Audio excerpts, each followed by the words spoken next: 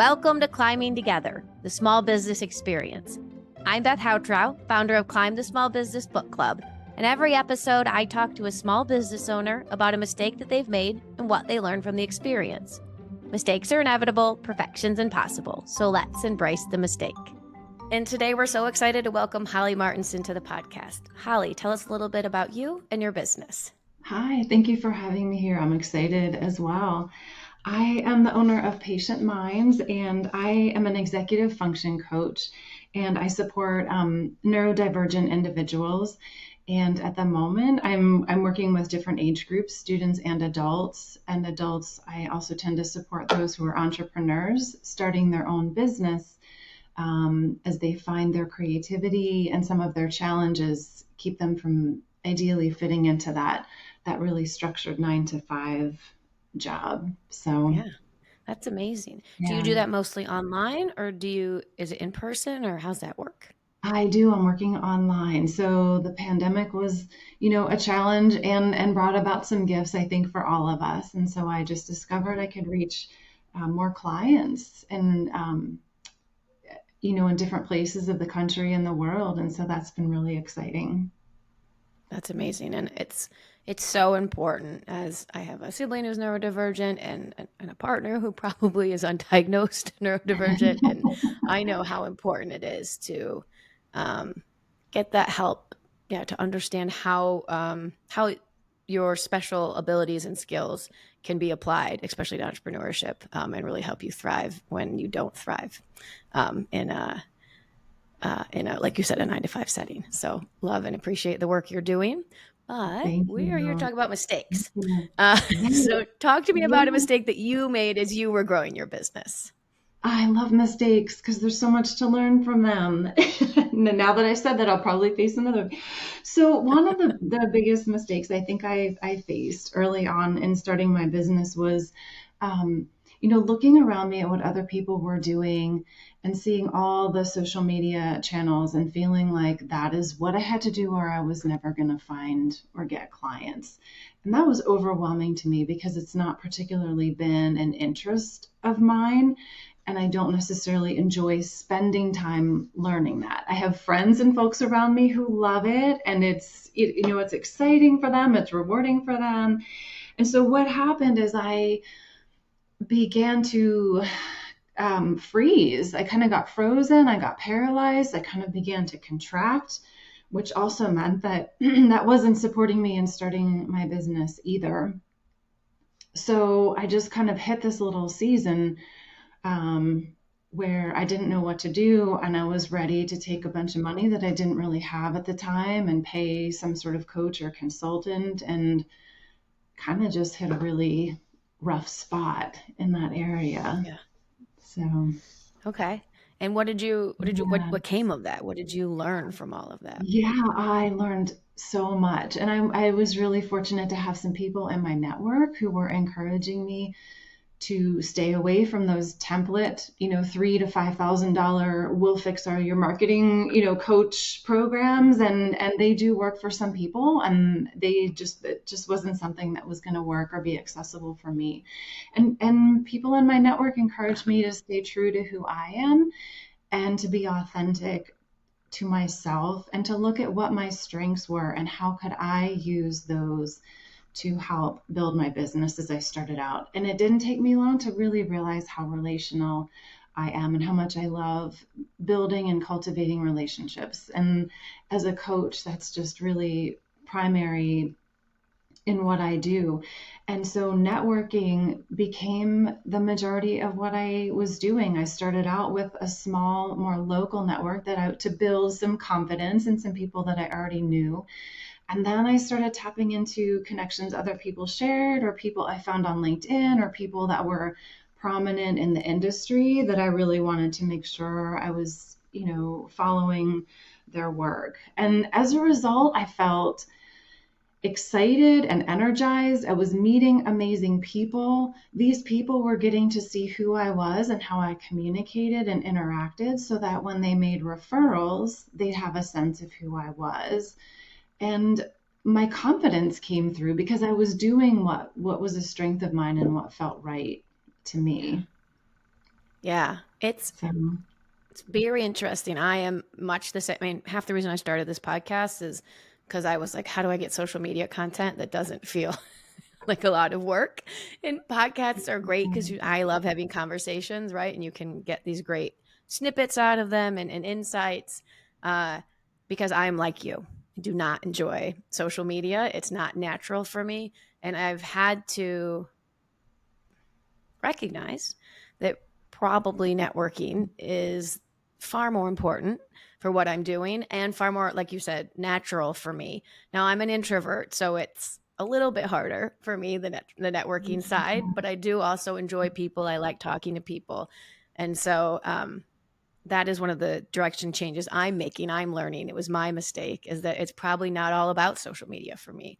It's probably about direct relationship building. And I think a lot of people need to know that the hype around social media maybe isn't true for every business, right? Some social media probably you want to, I say, tell people you have to have enough posts to let people know you're still in business. If they get there and you haven't posted in a year and a half, they yes. might think you're out of business. So, get up there once a month and let them know that, people, if they discover you, that you were still in business. But otherwise, it's okay if you're finding clients other ways and this isn't your primary channel of engaging people.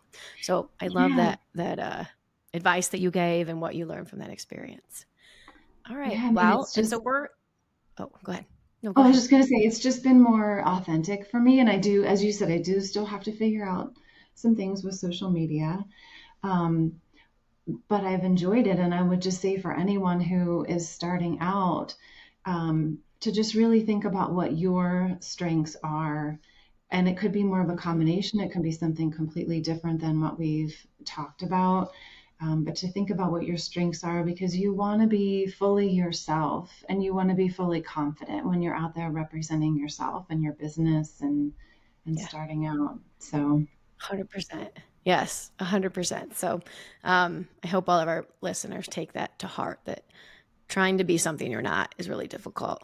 And it comes through in the work that you're doing if you're trying to force yourself into something that isn't particularly genuine. So that's amazing. yeah. Okay, so this podcast is brought to us by Climb the Small Business Book Club, and we have two tenets of continual learning and community. So on the continual learning front, I know you have a book that's been important to you. So what was that book, and what Yes. did you learn from it? Well, I will hold it up. This was, I listened to her. Oh, it's going to be backwards, I guess. I just realized. The Soul Sourced Entrepreneur by Christine Kane. She is so unique in that I found in her work and what she's reflecting genuinely and authentic about herself is bringing your intuition and trusting yourself into your business decisions. And the other thing that she really highlights is how challenging making decisions can be for some of us, depending on our background or other related things. And so she really calls a lot of attention and has you work through a lot of exercises and doing a lot of personal work to get clear on things in your personal life or kind of your personal way of functioning that could be then carrying over and impacting the way you're carrying yourself and your business. And so to me, it was just one of the best books that I picked up early on, one of the most validating. It's filled with case studies, so you don't feel alone when you're like, oh my gosh, this is me. Why am I doing this thing? It's filled with case studies to support that we all struggle with a lot of the same things. So, Yeah. yeah. Well, and it's something I sometimes encounter uh, with other entrepreneurs is you mentioned a little bit about how we engage in life carries over to work and probably vice versa. And I think a lot of people don't understand that a big part of entrepreneurship is in succeeding is you have to understand yourself and how you work Yes. and how you can thrive.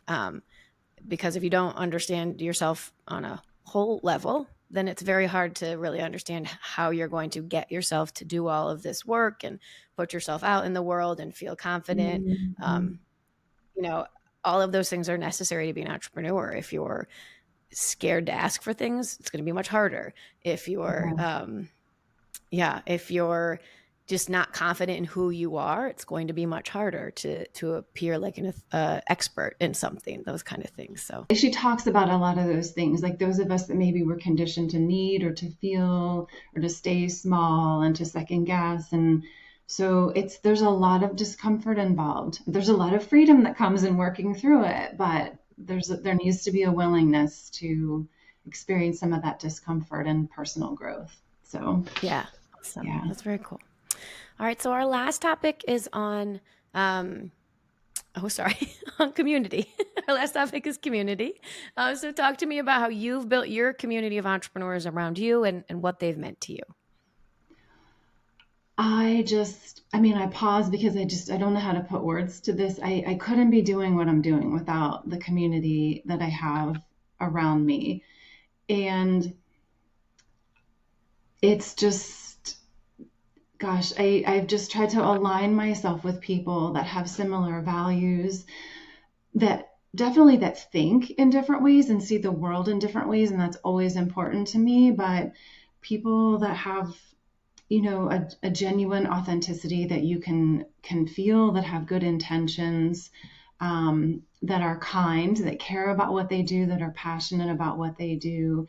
And so there's all sorts of, it's just such a blend of folks in my network. Some are more experts in the field that I like to follow or kind of tap into. And then others are conducting themselves and running their businesses in ways that I aspire to. And so I try to keep it very well-rounded.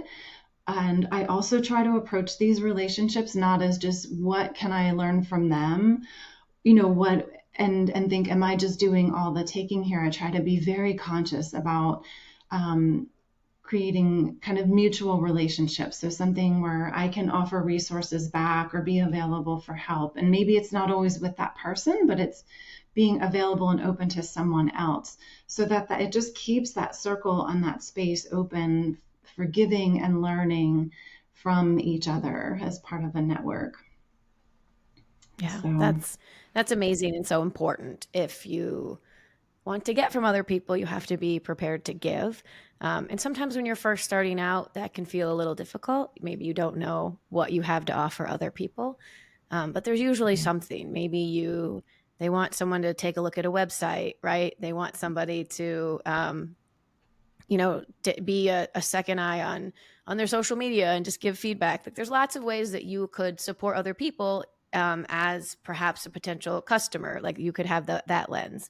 There's so many things, even when you're just getting started, that you can still return the favor. Or like you said, maybe they have somebody that's looking for help and they can refer that person to you and you can help them, right? And so it can be just a general willingness to give and support is what's going to make other people want to give and support you. So I love that. Nice. Yeah. All right. Well, Holly, that's our podcast today. Thanks so much for joining me. Great. Thanks for having me.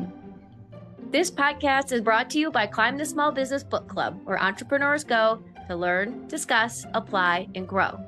If you enjoyed the episode, be sure to subscribe at Apple, Spotify, or Google Podcasts, or follow us on Instagram at Climb Book Club. And always remember, mistakes are inevitable, perfection's impossible. So let's embrace the mistake.